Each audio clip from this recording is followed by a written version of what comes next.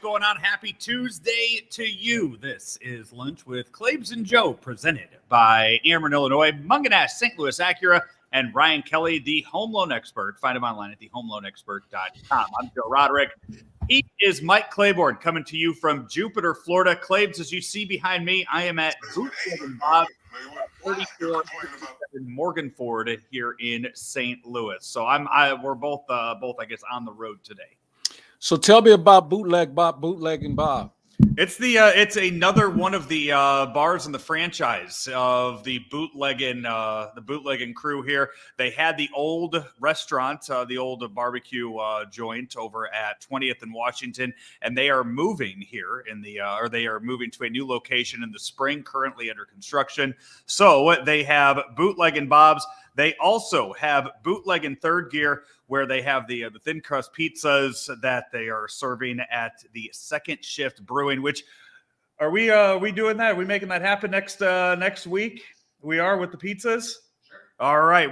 So next week, Claibs, you and I are going to be at Munganess St. Louis Acura, and we're bringing some of those Bootleggin pizzas to the folks there at Munganess St. Louis Acura. So we're going to get those and bring those up there, so the folks at St. Louis Acura can have some lunch on us. Groovy. I'm excited. We may have to call the audible on that, but we'll talk about that later. But I'm looking forward to it. You know what? It's funny you bring up. You're all over the place. Pizza. I know the original plan was that you were going to be coming into town, but if that changes to another week, we make it happen then. We'll figure it out. You know what? It's you talk about thin crust pizza. You know, this South Florida has so many different pizza establishments, but it's hard to find a legitimate pizza because everybody brings their style from wherever they came from. And a good thin crust pizza, a hamburger thin crust pizza is something I can't find here. I know Jimmy the Cat Hayes is big on a place down there called Lutina's down in Jupiter, Florida. I think it's called Lutina's. Oh, there's plenty of pizza places here. That's the place he swore by. That was the place he swore by down there. I think that's the only pizza I've ever had in Jupiter, Florida. Usually when I'm down in Jupiter, I'm looking for some sort of seafood when I'm down there. Yeah. You know what? I'm looking it up now as we speak. That might be my go-to if they have ground beef on the menu. Yeah. My rule is I tend to only eat seafood if I can see the water that seafood came out of. That's very good point you make about seafood, because like I won't eat shrimp from certain parts of the world. Yeah. You know, there's certain supermarkets that serve or sell shrimp from parts of the world where the mercury level barely meets FDA approval. So I'm kind of like you on that. The fish in this area, pretty good eating. So you're in pretty good shape on that front, but I know what you mean on that. You know, it's just like how much shrimp or how much fish would you take out of Mississippi? I'm not a catfish guy, and I know that's like the big thing coming out of there. That's never been one. Well, it ain't the only thing coming out of Mississippi, that's for sure. Hey, I got to see parts of the country this past weekend that I don't think I will ever drive through again. I made a 1,500-mile trek from up Tacoma, Washington, all the way down to San Diego, and drove pretty much most of the way through the state of Nevada. So that was a long weekend. A buddy of mine got out of the military on Thursday, and he and his family are moving down to LA. So instead of him and his wife driving two cars with three kids under the age of 5, they had me come out to help them out this weekend. But it was a lot of just lonely time on the road, through a lot of mountains, a lot of nice scenic views, but ended up through 2 snowstorms in Nevada that added a lot of hours onto the drive. Well, it's kind of, you know, I haven't made that far of a drive because I don't really have a lot of reasons to go to Tacoma. I've been through Oregon and Nevada and obviously California. But from a scenery standpoint, it is beautiful. But I guess if you have that kind of time, and I think driving today is much easier than what it used to be because you have satellite radio, you got Bluetooth, you can stay in touch with people more. There are better places to stop, to eat and drink or whatever you want to do. Not Nevada. No, not. Well, yeah. Well, Nevada's a whole different animal because it's very spacious. Let's just put it that way. And if you don't fill up when you're supposed to, then good luck, because you'd be amazed at how far the distance between stops can actually be. Oh, it was. Yeah, there were, plenty of signs, next last gas station for 100 miles. Yeah. You'd see that. And I knew this, but it wasn't something that I remembered until we pulled in to a gas station in Oregon. You're not allowed to pump your own gas in the state of Oregon. So as we're pulling into a gas station there, and there's attendants walking towards you, and I was like, oh yeah, that's a law here. So that was a little different. I think, is Jersey that way too? They just changed it this week, actually. Okay. So now Oregon is the only state where you are not allowed to pump your own gas. So did that, stopped in Vegas Saturday night, but was not able to go to the sports book. I didn't plan ahead, look ahead, care enough to. There was a UFC fight in town on Saturday night. So all the sports books, it was a ridiculous cover charge to get into those, to watch the fights and bet on them, that I wasn't willing to pay. So that was my weekend. You actually had some baseball to watch this weekend down in Jupiter, as the big league club. We'll get to that in a second. They haven't gotten that figured out yet, but the minor league players have all reported. Minor league players, 153 are Roger Dean, and they started yesterday. And, it's always fun for those first couple of days, and while it's not, the teaching goes on from the minute they open up, and they're playing catch, and they're taking some light BP and doing those sort of things and doing drills. But it's good to see. And I've always gotten a kick out of watching these kids who start their careers on the backfields of Roger Dean Complex, and watching Nolan Gorman and Matthew Liberatore, guys who I've known from the first day they walked into the Cardinal organization, and spent some time with them on the caravans, to watch them and to see how physically they've grown from when they first got to St. Louis is remarkable, and just their maturity. And the other guy who really stands out, and really person stood out more to me than anyone, is Jordan Walker, not just because of his size, and he's a big one. Okay. He can play anywhere he wants to, but just his composure and how he dealt with the media in his first outing was something that I was very impressed with. And I'm just anxious to watch him. And I asked someone, who would you compare him to? And the first person that came to mind for me was Chris Bryant. Because, Jordan Walker has the ability to play wherever he wants. He's an adept hitter already. But when it's all said and done, the person said, he's going to be a Jordan Walker, which means he's going to be a different guy than what we've seen in a Cardinal uniform, and maybe what we've seen in baseball. Yeah, and all three, you interviewed all three of those guys, got some sound bites from them, and all three of those are up on the Claibs Online YouTube page right now. So just go over to YouTube, search for Claibs Online. They're not terribly long interviews, nothing like that. So plenty of time to check it out and see what the guys had to say. And I think when you take a look at them, I think that all three of these guys will certainly catch your ear in how composed they are for being such young people. Not a lot of uhs and ahs and your nose or any of that line.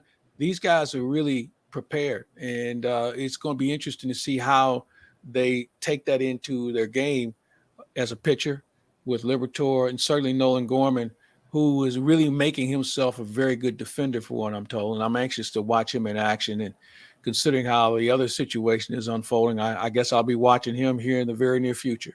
The one thing for those guys, so Matthew Liberatore, his first year in 2019 or 2020 with the Cardinals? 19. Okay, so he had a full camp in 2019 where he was practicing with the big leaguers. He was able to throw to Yachty, and he was able to, pitch right next to a guy like a Wainwright and kind of talk to them and get knowledge from them. And the same thing in 20 too. 20 is a little different.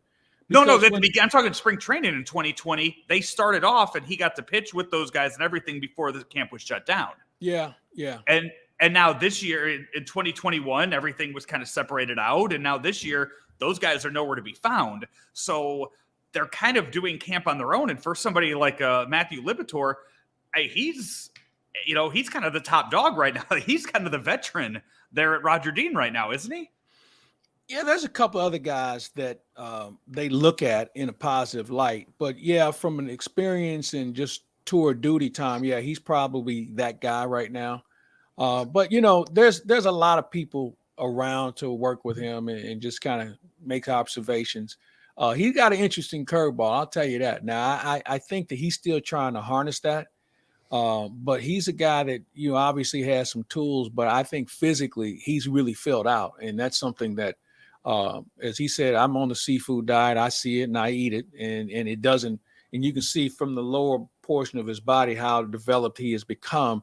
And pitchers, if you don't have legs, you don't have a chance in this game. You can have all the arm you want, but if you don't know how to use your lower part of your body, then you won't be pitching very long. So I'm anxious to watch his development and just see how much they push him as we get into the season. Can you talk a little bit about what the coaching looks like down there? Who's there? What coaches are there? Who's working? Well, they're all minor league coaches. None of the major league coaches are on the field doing any instruction. Ali Marmol and Skip Schumacher are here. And what they did yesterday and today is just kind of ride around the golf cart and just take a look at things. All the minor league coaches for every level are the ones that are here giving instruction and working with guys and teaching them how we do things the Cardinal way. And certainly the minor league personnel who manages the facility here, like Jose Oquendo and Ryan Ludwig and people like that, Gary Levesque, all those guys who are over certain elements of the minor league development, they're all here as well. Because I think as the lockout drags on, I think this is something that's going to confuse a lot of fans because Memphis Redbird season is still going to start. Oh, yeah. The same going to start. And that's something that if you're a baseball fan or you're just itching to watch something, there's going to be games in April. It might not be at Busch Stadium, but there will still be baseball games, and there will still be some players that you know of that are there, just not guys. I mean, nobody that's on the 40-man or nobody that's made a major league appearance. Well, here's something that I think we all need to think about. At least I brought it up yesterday. There's a good chance that hopefully when this lockout is over, that the Cardinals and their Class A team will be playing on the same days. Somebody's playing in the daytime, somebody's playing in the evening. So Roger Dean Stadium, which is already the most used ballpark in all of baseball, is going to get a little bit more work this year. Yeah, that and the two sides met again earlier today. There was another proposal thrown out there. There has been another deadline thrown out there today with the, I guess, threat of canceling more games. Haven't seen what what's been thrown back and forth just yet. So we sit, we wait, and see what comes out of it today. I know that even though last week you saw Rob Manfred go out and say that that the first week of games were canceled, you did see in the proposal today that the players are still trying to get back to 162 games, which you and I talked about last week. There's ways to get there, but it's still going to be thrown out there that they're canceled for the time being. All I'm going to say to that is fingers crossed. Yeah. That's all I think we could say about everything on the schedule right now. Is every day you go out there and you hear about these meetings and you hope that something clicks at some point, and we get that. It should be noted a few things that are kind of going through the process of with the agreements, with the discussions that we already know. The DH is coming to the NL. That's already something that has been universally agreed on. And now we're hearing this week, the two big things are the ban on the shift and the larger bases. I'm going to ask you, because this is something that I don't understand. Why are they going with the larger bases? It enhances base stealing. It creates base stealing where there's more of the base to tag. And the distance is going to be shorter for a base stealer. I mean, I know it seems small, but it's something they've been playing with for the last couple of years. And they're just trying to create more base stealing opportunities. 3 inches closer, I think, is what I saw. And some guys get thrown out with less than that. So right. I think that's really the reason. And let's face it, baseball is at a crossroads with regard to creating interest. And they're trying to create excitement. I think we in St. Louis, who were around in the 80s and watched Whitey's teams, we really got a kick out of watching guys steal bases and create, anarchy on the base pass. While we now accept the home run so much, there's still nothing more exciting than watch a guy steal a base and then see if he can steal third. And, if you go back to that one great play in Chicago where Willie McGee and Vince Coleman stole, I think, 4 bases on one play, or was it 5 bases on one play? Those sort of things are really entertaining, and I think they make it fun. And with baseball trying to reinvent itself on the fly, hey, I'm all for excitement and reducing the pace, reducing the length of the games. The length of the games are just way too long, and they've got to figure out some ways to create more interest for a younger fan base. And then with the shift, that's going to be the one I think that players are going to disagree on the most. Pitchers and hitters are going to just be at each other over the ban of the shift. Where do you stand on that? Well, it's really something I'm still kind of wrestling with, and I guess my issue is that we didn't have enough players who were able to adjust to the shift. And I look at a guy like Matt Carpenter, who, saw the shift at every at bat and wouldn't go the other way as much. And there's a trade-off. You say, well, I'd rather for him to go the other way. At least he's going to keep it in the ballpark most of the time compared to hitting into a shift where he can pull the ball out of the park. It's one of those issues that still comes into play where hitters never really adjusted. Pitchers kept throwing them low and away or, throwing them high and tight and never gave these guys a chance to really flex. Where it's going to land defensively, I think we're going to see the game open up offensively more, which means pitchers are going to see ERAs go up. You're going to see pitchers who may not go as long because they're going to get lit up a little bit more than what they used to. The whole pitching approach is going to change. So there are a lot of things that are going to come with this that we're all going to have to try and figure out where it sits on the big plate of the game itself. When you have players like Joey Gallo complaining about it, who strike out 200 times a year, 1/3 of their at-bats, I don't think players like that should be arguing about where defenses are, because for a third of his at-bats, the defense could have just sat down and not been out there at all. I think that's a keen observation. I think that that's another element of the game where the strikeout is so readily accepted. And I cringe at it. I mean, it's something that when I look at guys and they talk about he's a complete player. Well, no, you're not if you strike it out 180 times. Mm-hmm. When I look back at days, and sometimes it's hard to use a Hall of Famer as a comparable to the rest of the game. But I remember one year Ozzie struck out 26 times. You look at guys like Red Schoendienst and players from yesteryear and how few times they struck out. You look at the great hitters of the game. And I'm talking about the Tony Gwynns. I'm not talking about some of these guys now. But look at how few times they struck out, not only in a season, but in their careers. That to me is an art. Look at that we have foregone so much over the last few years where people just accept the strikeout because they think they would rather swing for the fences and make contact.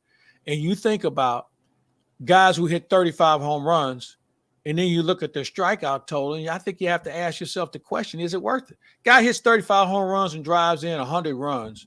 I'm not sure if that productivity matches up with compared to a guy who may hit 20 or 25 home runs, strikes out less than 100 times, drives in even more runs because he's putting the ball in play more.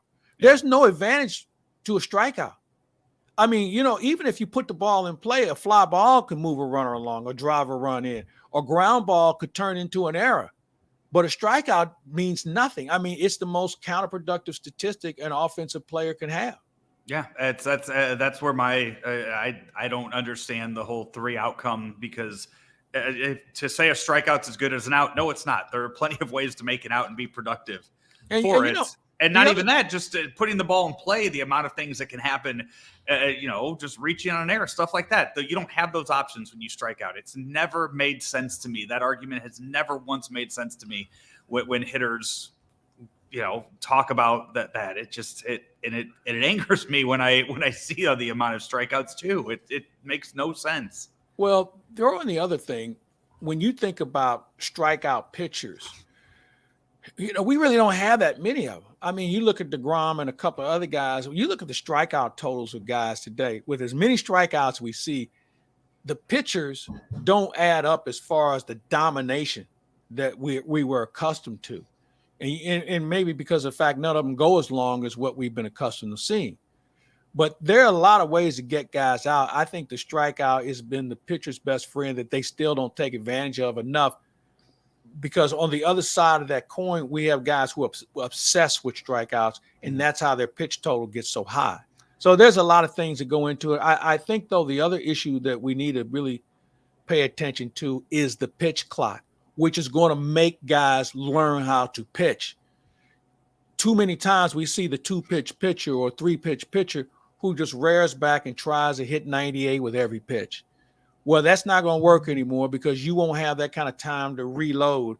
So that means you're going to have to start throwing more changeups. You're going to start throwing more breaking balls as a whole. You're going to have to develop another pitch, if not 2 more pitches, in order to be an effective guy, because you won't be in a position to rear back and show a 98-mile-an-hour heater on 5 of the 7 pitches you're going to throw to a batter.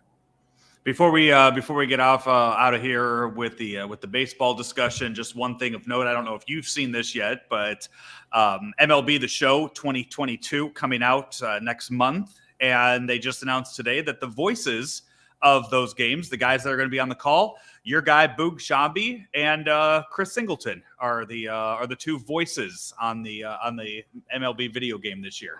Well, I'm not a video game, but I am a huge fan of those 2 guys. I consider them both very good friends. I've known Boog since he was doing games down here with the Marlins, and I knew Singy when he was a player.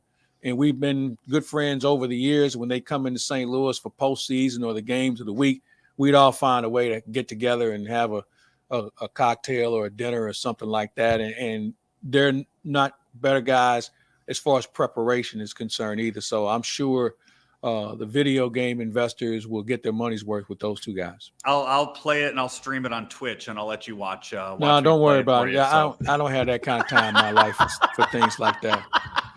No. Hey, we will take a break. When we come back, a lot more to get to here on Lunch with Claibs and Joe. I'm broadcasting from Bootleggin Bob's here in Morganford at 3457 Morganford. They are open Monday through Friday, 4 to 1:30, Saturday and Sunday, 2 to 1:30. Come on by and check them out sometime. So what's the best thing? What is the signature item? Here, the alcohol. Okay. Yeah. All right. Here it's the alcohol. Yes. They don't have any food that really. What food you guys serving up here? You guys got the. We got our pizzas. They got the pizzas here. That's they got the pizzas ground here. Beef. They're also ground beef. Ground beef pizzas. And so we have the bootlegger pizza. It's on bootlegger hammers, it's ground briskets. There you go. Pickles, onions. Bootlegger hamburger pizza. Okay. We'll figure out whatever your schedule, whatever you needed to tell me about. We'll get all that later. But hey, first, it's we gotta take a break here. It's the Ameren Minute.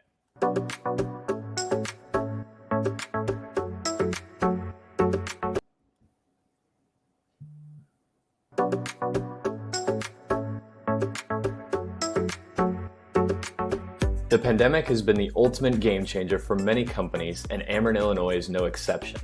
President and Chairman Richard Mark tells us how they've worked with their customers who may have been harshly impacted by COVID. The pandemic has really caused some unprecedented changes and challenges for all industries. And, for us, since we provide that vital service, we understand customers have to have it. And so with the pandemic, many people were out of work, didn't know when they were going back to work.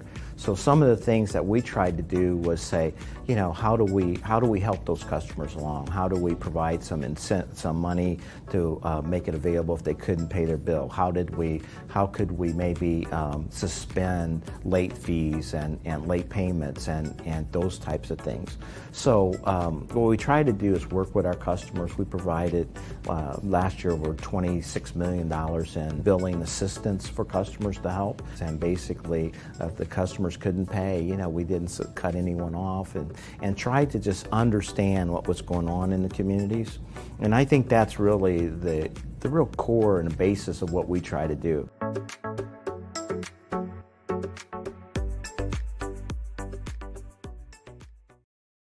Back here, it's Lunch with Claibs and Joe here on claibsonline.com, watching it on our Facebook page, Twitter, or on YouTube. I'm Joe Roderick. He's Mike Claiborne.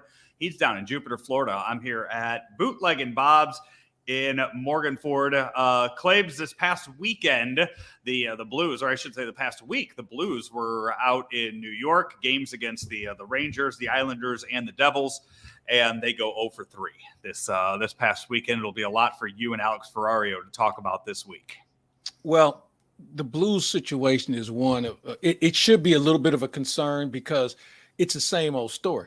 This team, when they don't skate and don't play the body, they're just an average hockey team. Their inability to skate, and you look at the penalties, and there's a lot of clutching and grabbing, a lot of hooking and holding because guys aren't moving their feet. Defensively, they're not really solid in their own end. They're having a hard time getting the puck out of their own end, and they won't go to the net offensively as much as they need to create some traffic. Throw in the fact that there's only a handful of guys that actually will be willing to give it back after they give it to somebody is another concern. That's something I've been talking about all season long. I just don't think there's enough grit and toughness on this team. And I thought we really got exposed on Saturday with the Islander game where the Islanders started to push back and the Blues didn't really have much to counter. Clem Costin's the only Russian I started to like this week because he fought back. And when you think about the fact that it comes down to Kostin having to do the damage, you have to ask yourself the question, where are some other people? And the question is, we don't have them. Braden Shin is one of the few guys as a forward that we know is willing to do it. But do we need Braden Shin fighting every night? Do we need certain guys giving it back in that manner? And other than Bortuzzo, Torrey Krug will try, but Torrey Krug's a little undersized to take on some of these guys, and he's a valuable player. The Blues need to have a little bit more grit and toughness. Now, I know people say, well, there's no fighting in the game. Well, I got news for you.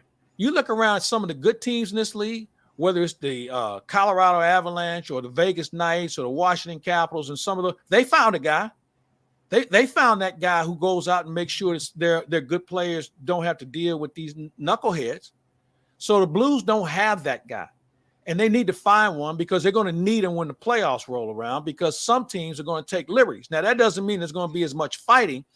But if you don't have people who can send a message, then I got news for you. You'll be reading about postseason because you won't be in it. When are you and Alex set to talk this week? That perhaps will be tomorrow. Depending on schedule, but we're looking at doing something certainly this week. The Ottawa game that's going on tonight, I'm not looking at that as a barometer because they're the Ottawa Senators and they stink. All right. They're not a very good hockey team. The New York Ranger game on Thursday, I think, is a better barometer for this hockey team in their direction. They just lost to the Rangers last week in a game that they should have been better at, and they'll get a rematch against a team that some people think is pretty good. I think the Rangers, they check a lot of boxes with regard to their goaltending. They've got some good team toughness. They've got some goal scorers. They don't have a lot of experience as some of the other teams that they're going to face, but I think they're going to be a good test for the St. Louis Blues, and that's the game I'm circling to see if we've been able to improve. The big story from this past weekend happened in the NFL. Kind of took everybody by surprise yesterday when news came out that Calvin Ridley of the Atlanta Falcons has been suspended for the entire 2020 season for going down to Miami when he was hurt or sick last year during the season and bet 3 different parlays at a casino down in Miami on his phone. And thus has been suspended for the entire year. Well, there's a lot of things to this. First of all, you got to understand, players can bet. They just can't bet on the leagues they play in the sport they play in. The other thing is, it's just plain stupid on his part to make a wager like that. And thirdly, are we not surprised that this has happened? I mean, gambling has infiltrated professional sports at every level. All right. They one of the major sponsors of every league. They now have shows that directly involve games and handicapping. And it wasn't that long ago where they were scorned. It was like, oh, no, we can't have anything to do with you. Well, they started throwing money around, and all of a sudden the leagues turned a blind eye. But nobody talked about the impact it was going to have, not only on the game, but the players and the officials and everybody else associated with the outcome of games. Nobody talks about that, but that's a real concern. We saw it in the NBA a few years ago when a referee got tagged for betting games and being involved with gamblers.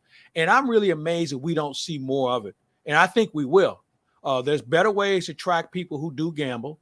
And I think at some point we're going to see guys who are going to be held accountable to their still local bookie. I mean, it's cool to bet online. It's more convenient. But guys like their odds with other situations because of the bookmakers and people who have influence. And I think we're still going to see that at some point before this is all said and done. And it's going to be a major story. And I mean, you're telling me that there's not a single player in just the NFL, for example, that doesn't have his brother, his cousin, his friend just sitting there placing all the bets for him? Oh, I think there's going to be a trail. No, you make a good point. I think there's going to be a trail somewhere where it's going to go back to somebody else. We even go to hockey, and you may remember when Wayne Gretzky's wife was betting hard and Rick Tocchet was running the bets for her, and she got caught and he got suspended. So, yeah, there's always going to be a third party. The problem or the challenge that I think the three-party issue is going to be, what happens if you in your other party get sideways? Or what happens if there's some sort of way that we can find out how much money you made and maybe you're getting taxed, or there's some other sort of remuneration that comes into play. So there's a lot of things that can happen here that can make this a very messy situation for leagues down the road. Did you happen to see Ridley last night after he got caught, after the story came out, was just on Twitter, just having a field day trying to talk about it, and went on to say he only bet $1,500 and he doesn't have a gambling problem. He bet $1,500 and it cost him $11 million next year. That's a terrible bet. Yeah, he's got a gambling problem. Yeah. All right. He bet stupid. Yeah. He bet himself. That's the gambling problem right there. He has no friends that he could just say, hey, here's 15. I'll Venmo you 1,500. Well, Joe, here are the you three got to remember parlays I want. It's too easy. Just like you said, it's easy to Venmo the money to somebody else. But when you have the phone in your hand and you don't think anybody's paying attention, that's where, you get caught. And now these gambling operations have these programs set up where they can track a person's betting habits. And if they think he's getting out of hand, they restrict his opportunities and things of that nature. And if you're an athlete, you automatically go into that pool where they can really monitor what you're betting and how you're betting. And that's how he got caught in this situation.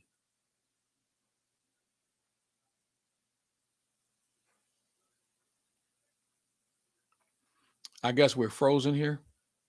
So, folks, if you can still hear me, Joe will be back with us here in just a bit. But the gambling situation is one that I don't think is going to go away.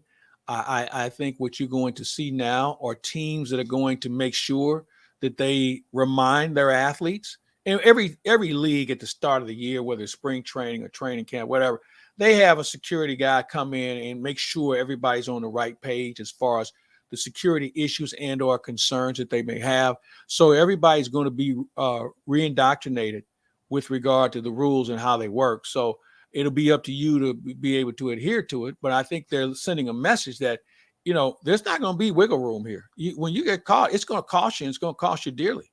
And that's the thing, he got suspended for a year.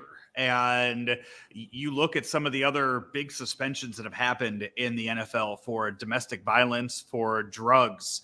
And when you look at the difference between gambling on a game and beating your wife, I think you should be able to tell which one should get a bigger suspension, and it's not the gambling, but yet somehow it is.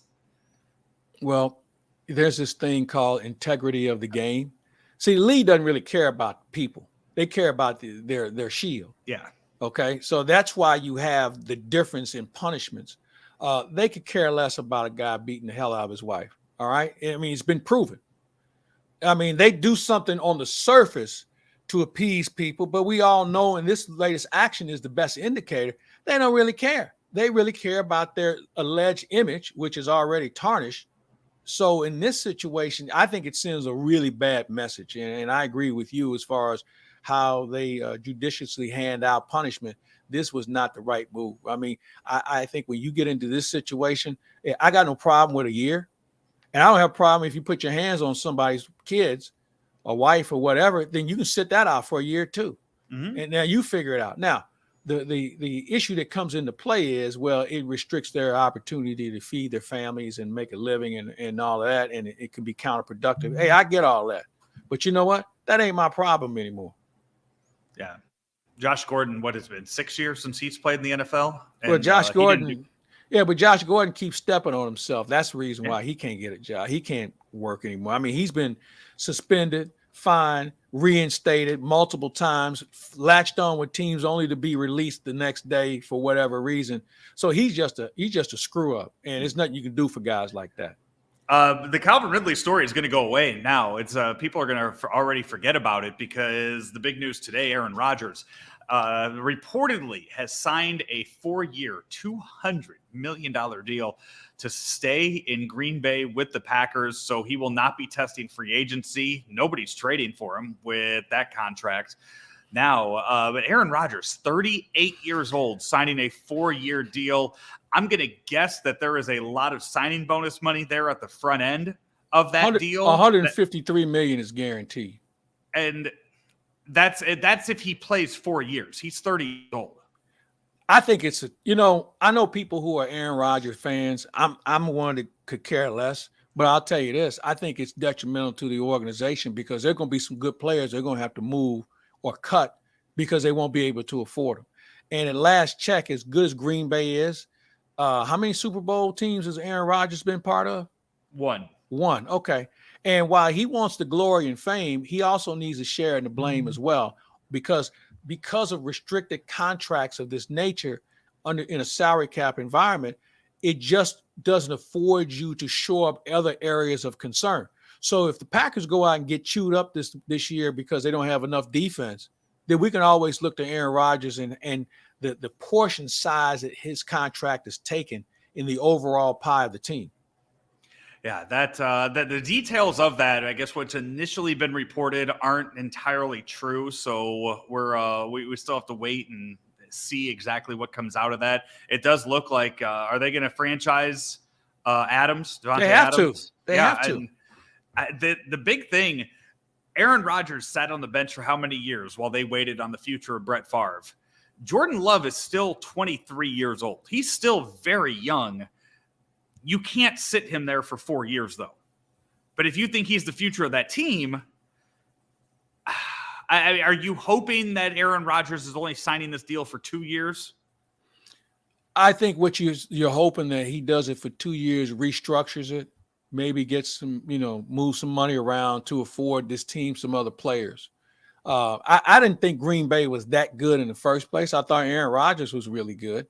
But I thought Green Bay still had some holes in their whole situation, which prevented them from moving on in postseason. And I also think that they've got to shore up some other areas on their offense, especially their offensive line. Their running game was a little bit above average, but not what I would call something that I would say, all right, we got to really figure out how to stop these guys. So they got work to do, and good luck to them. If you want to play musical chairs with NFL quarterbacks right now, if Aaron Rodgers now staying in Green Bay, we know that we know that there's an opening in Tampa. Tom Brady retiring. We're not sure about Russell Wilson's situation in Seattle. Denver needs a quarterback. It looks like who's the kid down in Arizona? Kyler Murray. It looks like Kyler Murray is going to stay in Arizona. It looks like they've mended those fences for now. I guess right now the big name to watch is Russell Wilson and see where he ends up and see how the other chips fall. Yeah, I think you're right. I also look at teams that are going to have to sit back and say, all right, we may be stuck with this guy. So how can we improve this situation? Do we bolster our offensive line? Do we go out and get another running back to create a little bit more balance in our offense? Or are we going to try and win this thing with defense? There's a lot of philosophy going on in different meeting rooms right now about their approach. And I'll tell you another team, let's throw in the Pittsburgh Steelers, who there was some rumors about him ended up Aaron Rodgers perhaps going there. I don't know how true it was, but there are another organizations got to make some decisions about a quarterback. So, but I think to their advantage, they've got one thing working for them. They got a pretty good running back. The negatives are they got a terrible offensive line, and they don't have any legitimate receivers. Claypool is a good receiver, but not great. It looks like Juju Schuster is going to move on somewhere else. So they've got some issues to address with regard to their offense. But I really think, Joe, teams now have to step back and say, all right, what is going to be our personality this year? What are we going to look like offensively? Because the guys that we coveted aren't going to be available to us. And the ones who are out there, the price might be too steep. This is Lunch with Claibs and Joe here on claibsonline.com. Claibs, last week you had a chance to talk with Richard Mark, the president of Ameren, Illinois.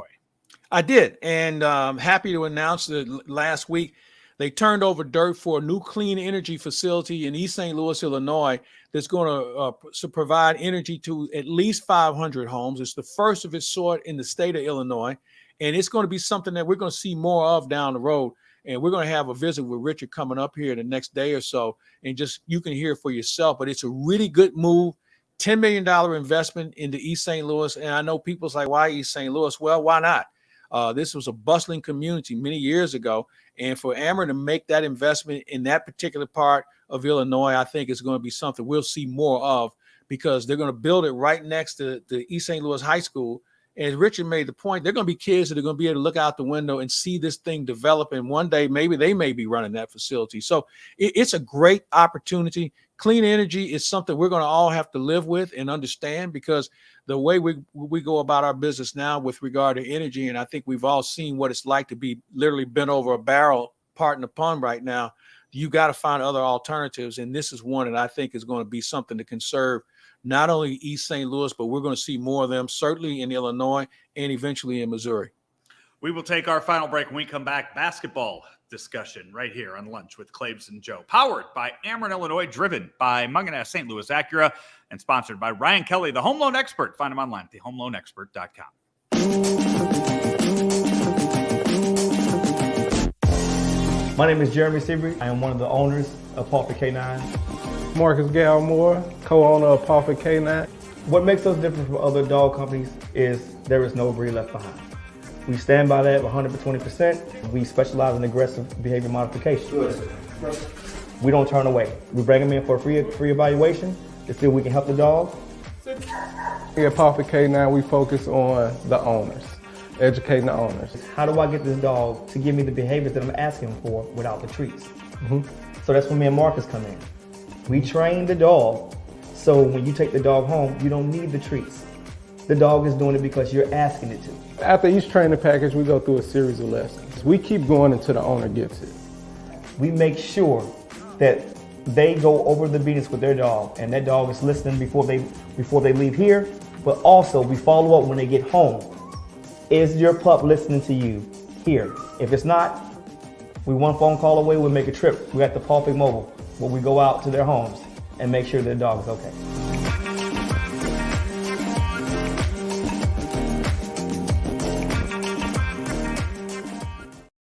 Back here, Lunch with Claibs and Joe here on claibsonline.com. As you see behind me, I'm broadcasting from Bootleg Bob's at 3457 Morganford. Claibs is still down in Jupiter. Claibs, how are your dogs doing over at Pawford K9? They're doing extremely well. They're going to have their own podcast at this point. I mean, they've been trained so well by Jeremy and Marcus that I'm really, really happy with their development. And I had some other friends who've sent their dogs there, and they're really happy with the results. So as I mentioned before, if you have a pet and maybe you're having some discipline issues and maybe you're just having some behavioral issues, you got to give these guys a call and let them give you an assessment of what they can do to help your situation. A lot of kids would like to have a pet, but there's a little training that goes into that. So why not let them help you with the training process so you, your kids, and the whole family can truly enjoy a great pet, whether it's a dog or, well, obviously in this case, it's going to be a dog.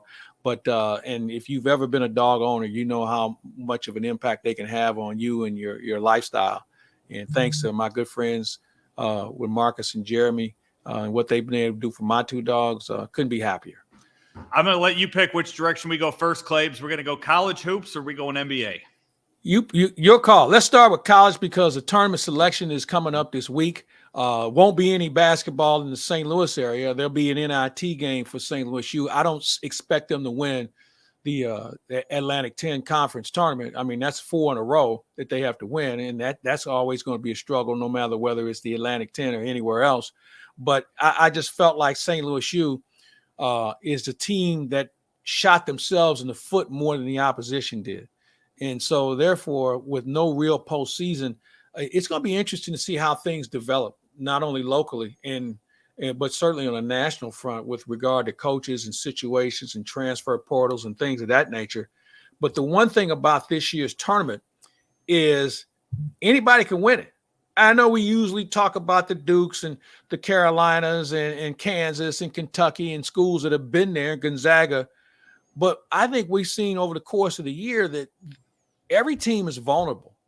And I think it's a combination of the fact a lot of players don't go the full 4 years. You got the transfer portal that's now in play. You've got the one and dones. The continuity of the game does not allow dominant teams like it once did. So in this year's tournament, it's going to be quite interesting. You know, I think a team like Illinois could be fun to watch because they have size inside. They also have guys who can shoot a little bit and they can rebound. If they can guard a little bit, who knows? But the bottom line is this. Somebody's going to win 6 games in a row. And in some cases, that may be the longest winning streak they've had all year, but they couldn't pick a better time. So look for the hot team going in. I think that's the way you have to look at this situation. As you mentioned, SLU, they get started on Thursday. That's their first game here in the Atlantic 10 tournament. They have we'll find out who their opponent is Wednesday nights with the two games that are being played there for the A10, and then we see where SLU ends up with that. Illinois, they drew the 1 seed for the Big Ten as they won the other night. And I agree. I mean, I think they're going to get if they can win the Big Ten championship, if they can win the tournament, being the 1 seed in that tournament and winning the tournament, that should definitely bump them up to a 3 seed. Joe, I don't mean to interrupt you, but I'm just seeing this pop up. Adam Schefter is reporting that, and remember the source here because he's had a pretty rough year as far as reporting, that Russell Wilson just got traded. I'm seeing that right now, too. The Seahawks and Broncos have agreed in principle on a trade, sending 9-time Pro Bowl quarterback Russell Wilson to Denver for a massive haul, including multiple first-round draft picks, plus additional picks and players per sources. So the Bootleg Bob is actually a Kansas City Chiefs bar.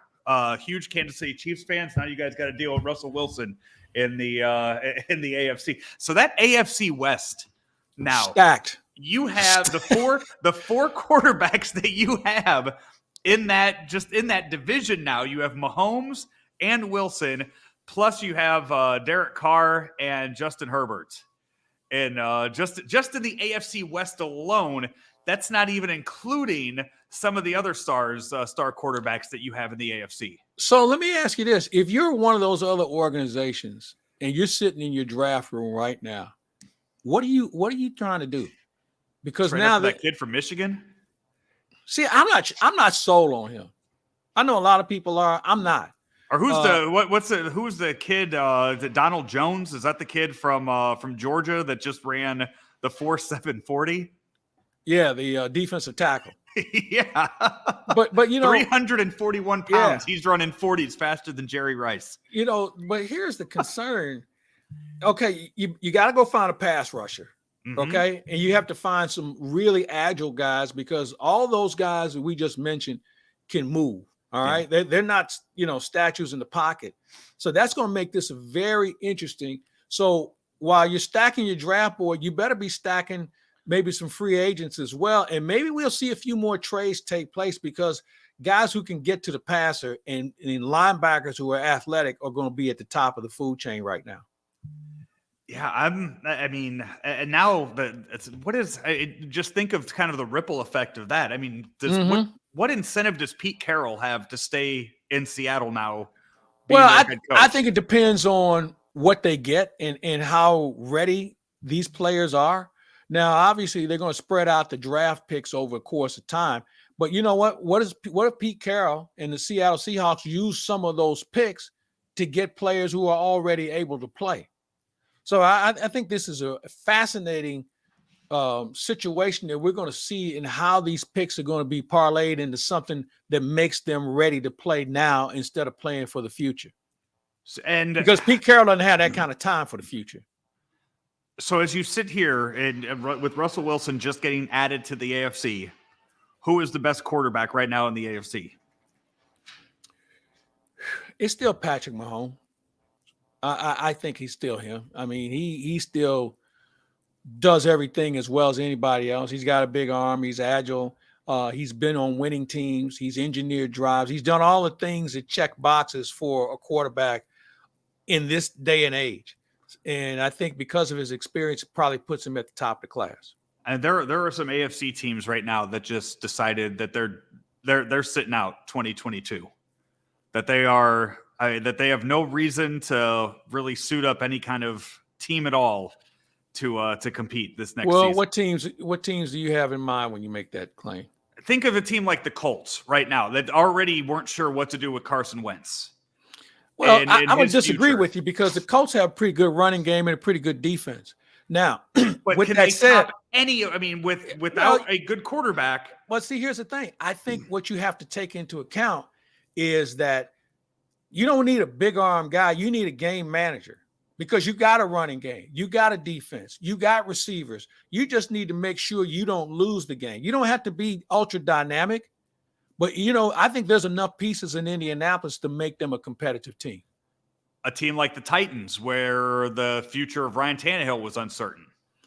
I think the Titans are a similar team. They got the best runner in the game. They've got a real solid defense. They've got good receivers.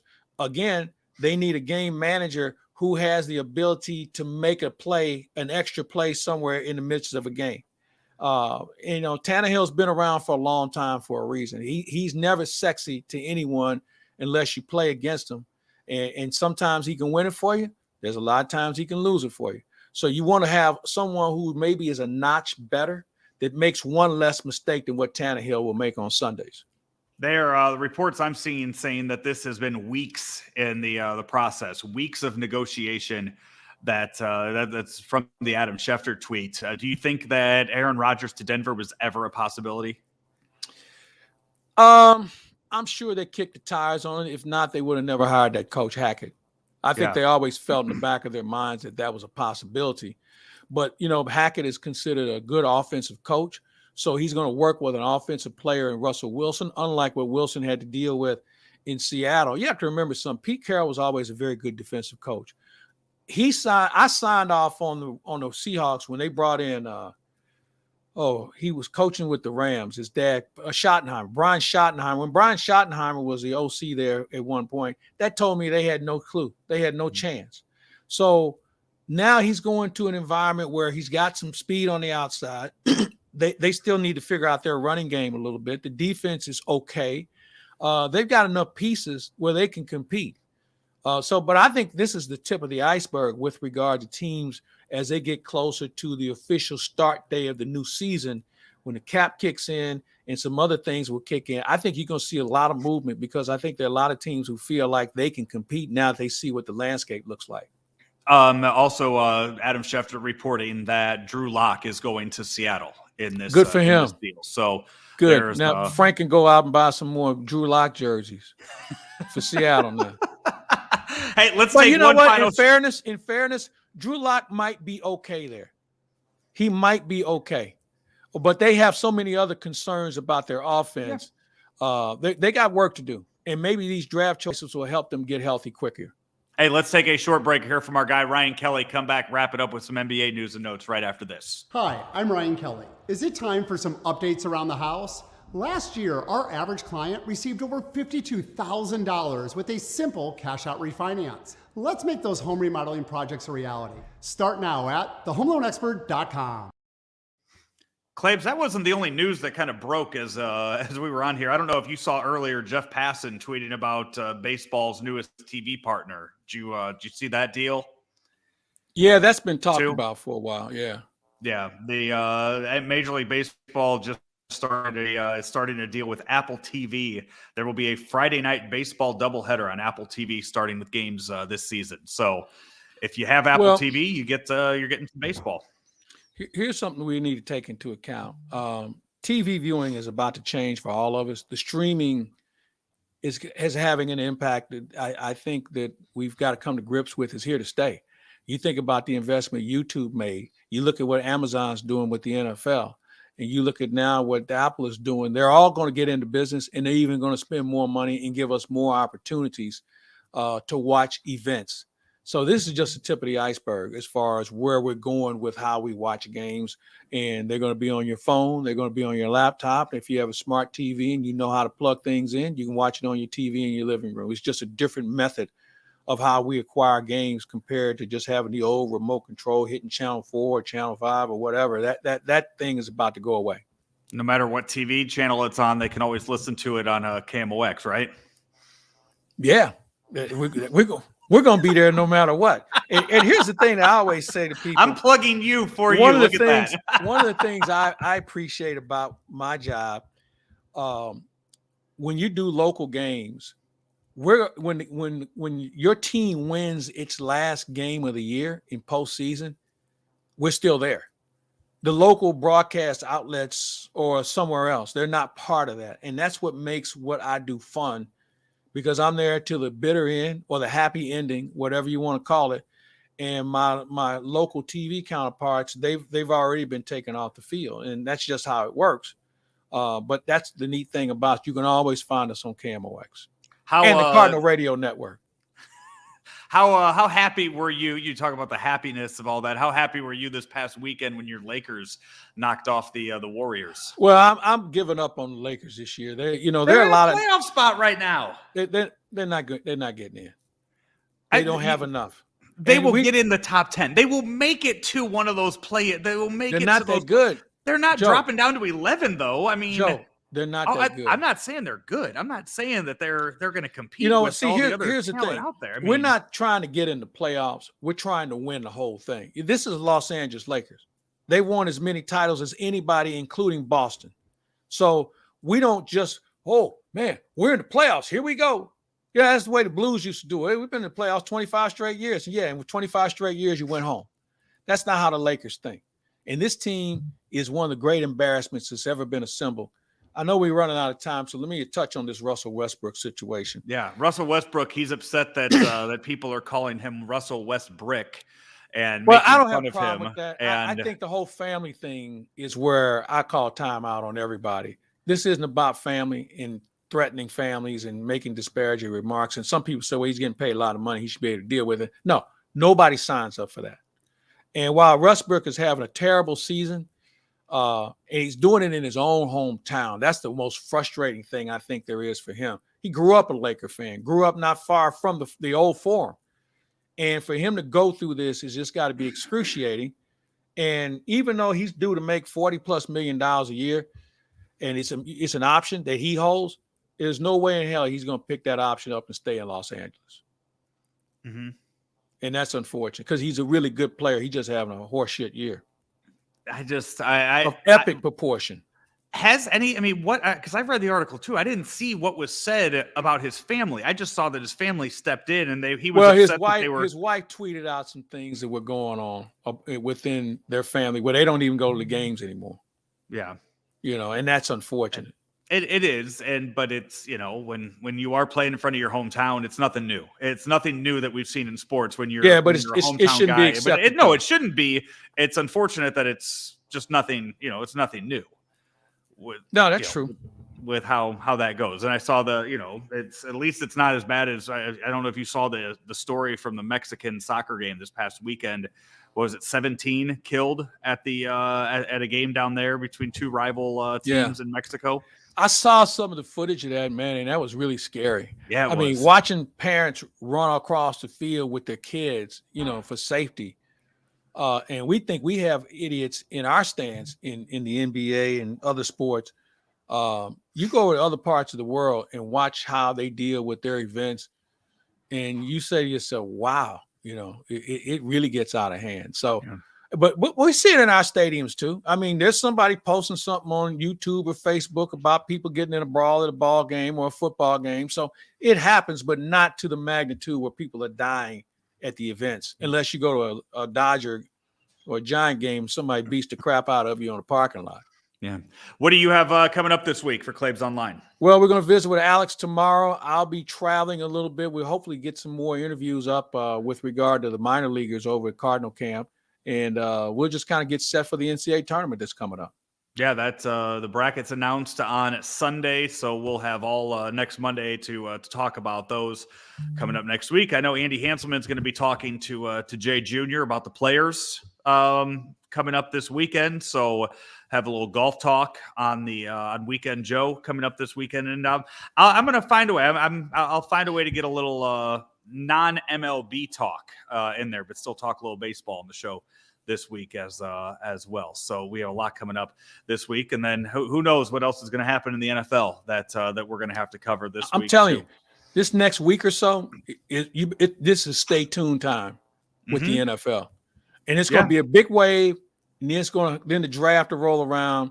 There'll be a little mini wave, and then it'll go dormant until June or the end of June, and it'll pick up again. Yeah, there's just more and more little signings here and there right now throughout the all of the NFL. He is Mike Claiborne. I'm Joe Roderick. I want to thank the folks at Bootleg Bob's for having me out here today. 3457 Morganford is where you could find them Monday through Friday, 4 to 1:30, Saturday and Sunday, 2 to 1:30. They got the pizzas out here. They have the buffalo chicken pizza, they have the Porky's pizza, the bootlegger pizza. They got it all out here. And at Second Shift Brewing Company, that's where you will find the Bootleggin barbecue pizzas there as well. For Mike Claiborne, I'm Joe Roderick. We will talk to you next week. St. Louis Acura is the only Acura dealer in the nation to win the Precision Team Award for 30 years. How do we do it? By making you, our customers, our #1 priority. As others increase their fees and take advantage of limited inventory, we keep our prices low because we remain committed to becoming better than ever and treating you as we want to be treated. We want you coming back and sending your friends and family to a veteran-owned, family-based business you can trust. St. Louis Acura, better than ever for you.